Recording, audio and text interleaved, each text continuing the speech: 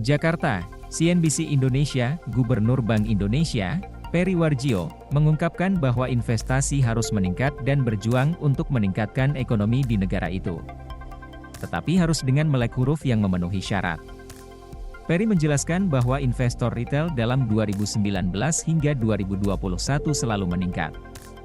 Jumlah investor retail pada tahun 2019 tidak lebih dari 2,5 juta, kemudian meningkat menjadi sekitar 5 juta pada tahun 2020, dan terus meningkat menjadi 9,1 juta investor pada tahun 2021.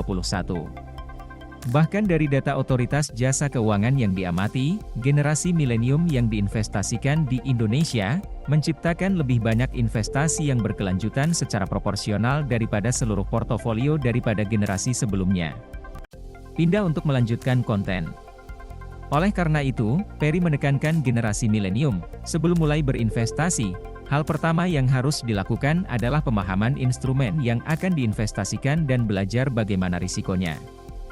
Dengan mempertimbangkan bahwa pada saat ini instrumen investasi terus tumbuh, mulai dari instrumen di pasar keuangan, pasar modal, saham, obligasi dan pasar keuangan reksadana dan repositori.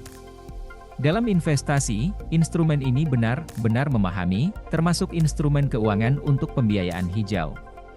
Setiap instrumen akan menumbuhkan hasil atau hasil. Tetapi setiap instrumen berisi risiko, kata Peri dalam sebuah acara web berjudul Pengacara Keuangan Terkemuka Indonesia, Jumat.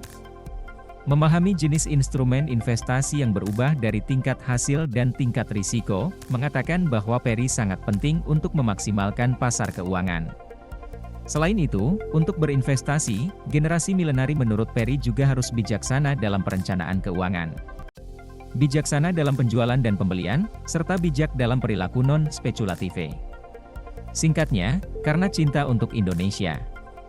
Berinvestasi dalam pemahaman instrumen, kami dengan bijak akan berinvestasi sebagai perencanaan keuangan dan tata kelola yang baik, kata Peri.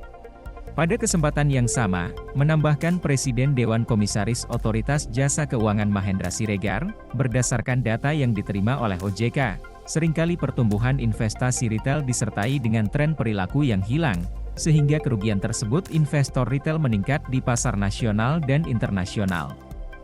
Ini, kata Mahendra, harus diikuti dengan meningkatnya perlindungan investor, terutama investor retail. Investor retail yang berkembang di pasar modal menggembirakan, tetapi harus diperiksa oleh tantangan yang mereka hadapi. Sebagai upaya